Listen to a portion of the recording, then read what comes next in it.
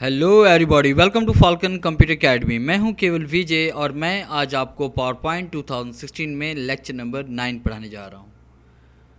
आज हम बात करेंगे लेक्चर नंबर 9 में फ़ोटो एल्बम के बारे में, ऑटो शेप्स के बारे में, स्मार्ट आर्ट के बारे में, चार्ट के बारे में। और लेक्चर स्टार्ट करने से पहले आप मेरा चैनल सब्सक्राइब कर लें ताकि आने वाली जितनी भी वीडियोज़ हैं वो आप तक बआसानी पहुँच सकें। स्टार्ट करते हैं आज का हम लेक्चर।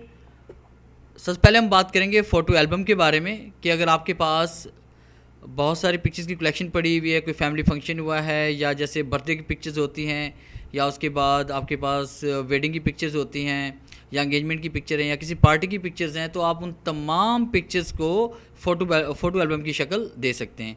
और पावर पॉइंट में उसको फ़ोटो एल्बम के तौर पे ऐड करने के बाद जैसे आप F5 प्रेस करेंगे तो वो pictures step by step show होती रहेंगी फुल स्क्रीन पे। तो स्टार्ट करते हैं। सबसे पहले आपने फ़ोटो एल्बम पे क्लिक करना है और उसके बाद आप यहाँ पे क्लिक करेंगे न्यू फ़ोटो एल्बम पे।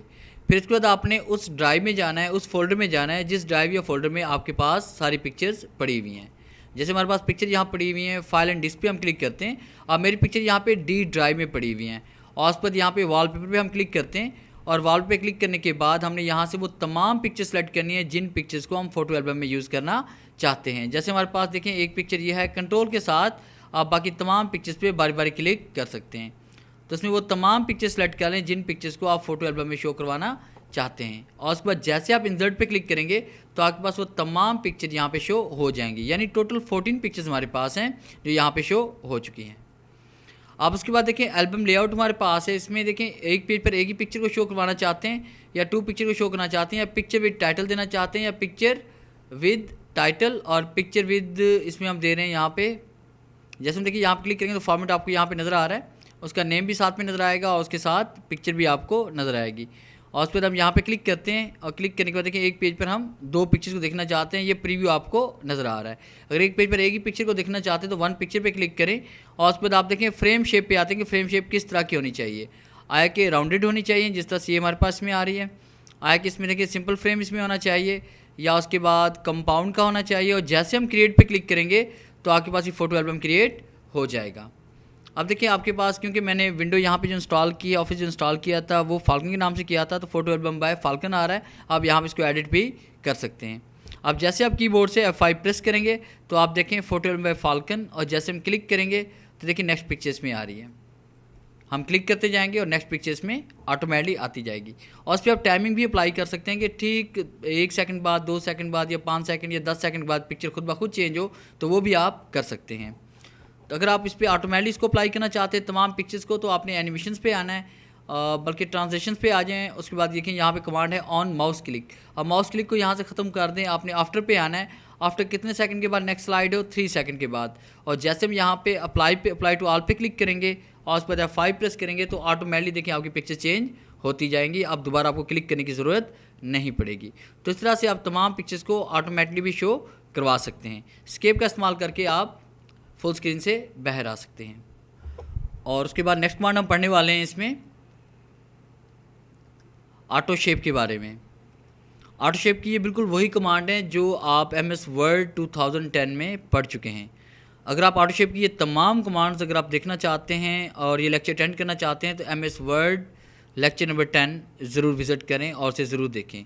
तो इसमें तमाम कमांड्स को मैंने स्टेप बाय स्टेप इसमें बताया हुआ है कि आपने शेप को किस तरह से आपने इंसर्ट करना है, और उसके बाद शेप को आपने अरेंज किस तरह से करना है, शेप में कलर वगैरह किस तरह से फिल किया जाता है। ये तमाम कमांड्स मैं लेक्चर नंबर 10 MS वर्ड 2016 में पढ़ा चुका हूँ।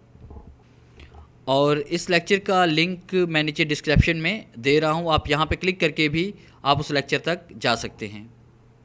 क्योंकि कुछ कमांड ऐसी हैं जो वर्ड, एक्सेल और पावर पॉइंट में सेम है। जैसे कि पिक्चर की कमांड है, ऑटो शेप की कमांड है, हैपलिंक कमांड है, वर्ड आर्ट की कमांड है। ये तकरीबन सेम ही कमांड्स हैं जो वर्ड, एक्सेल, पावर पॉइंट में आपको नज़र आएंगी। और नेक्स्ट कमांड हम बात करेंगे इसमें स्मार्ट आर्ट के बारे में कि स्मार्ट आर्ट आपने किस तरह से पेज पर इंसर्ट करना है।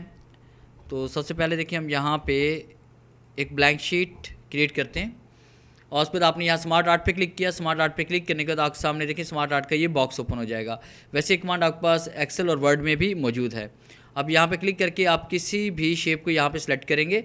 जैसे कि मैंने यहाँ पे सिलेक्ट कर ली, इसमें कोई भी कमांड हम ले लेते हैं।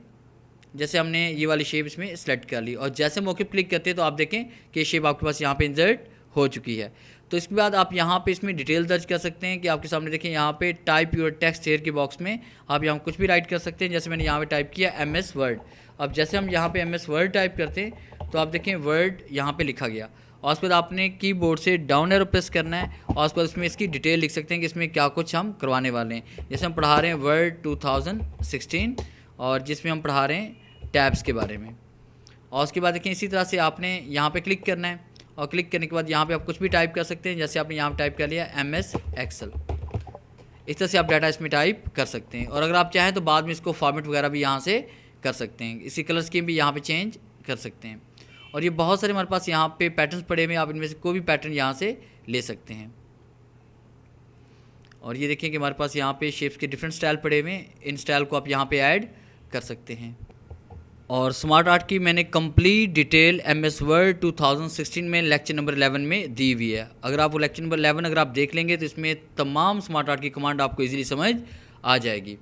उसके बाद देखिए हमारे पास यहाँ पे नेक्स्ट कमांड इसमें आ रही है चार्ट, कि चार्ट आपने किस तरह से क्रिएट करना है। अगर आप चार्ट क्रिएट करना चाहते हैं तो चार्ट क्रिएट करने के लिए आपने चार्ट पे क्लिक करना है और चार्ट पे क्लिक करने के बाद आपके सामने चार्ट का ये बॉक्स ओपन हो जाएगा। यहाँ पे आपने वो चार्ट सेलेक्ट करना है जो चार्ट अपने डॉक्यूमेंट में अप्लाई करना चाहते हैं। जैसे कॉलम चार्ट है, लाइन चार्ट है, पाई चार्ट है, बार चार्ट है, तो आप कौन सा चार्ट यहाँ पे इंसर्ट करना चाहते हैं। जैसे हम कॉलम चार्ट यहाँ पे इंसर्ट करना चाहते हैं तो आपने कॉलम चार्ट इसमें कोई भी डिज़ाइन यहाँ पे सिलेक्ट कर लेंगे। स्मार्ट आर्ट आप कोई भी चार्ट यहाँ पे सिलेक्ट करें। जैसे हम ये वाला चार्ट सेलेक्ट कर रहे हैं और आपने ओके क्लिक करना है। जैसे हम ओके क्लिक करेंगे तो आपके सामने यहाँ पे चार्ट इंसर्ट हो जाएगा और ये चार्ट आपके पास यहाँ पे एक्सेल में ओपन होगा। तो आपने सबसे पहले यहाँ पे इस तहरीक को आपने सेलेक्ट करना है और सेलेक्ट करने के बाद आपने इसको डिलीट करना है। ये आपका डिलीट हो जाएगा और यहाँ पे अपना डाटा आप टाइप करेंगे। जैसे हम यहाँ पे डाटा टाइप कर रहे हैं कि मैंने यहाँ पे लिखा फ़र्ज़ कीजिए कि नेम, और उस पर यहाँ हम टाइप करते हैं मार्क्स और इंटर प्रेस करते हैं और उसमें हम टाइप कर रहे हैं कुछ नेम जैसे अली, जाहिद, उमर, अनिल, तो कोई भी नाम यहाँ टाइप कर लेते हैं। और उसके बाद यहाँ पे हम मार्क्स टाइप करते हैं। जैसे मार्क्स किसी के 85 हैं, किसी के 95 हैं, किसी के 65 हैं, किसी के यहाँ पे 65 हैं। तो ये देखिए आपके पास यहाँ पे चार्ट क्रिएट हो चुका है। तो जिस तरह से आप डाटा एंटर करेंगे वही डाटा आपका यहाँ पे उसी डाटे के मुताबिक आपका चार्ट यहाँ पे बन जाएगा। तो ये था हमारा आज का लेक्चर जिसमें हमने पढ़ा इंसर्ट के बारे में और उसमें photo album, shapes, smart art और चार्ट। अगर आपको हमारा ये लेक्चर अच्छा लगा तो काइंडली से लाइक करें, शेयर करें और कमेंट्स ज़रूर दें। थैंक्स।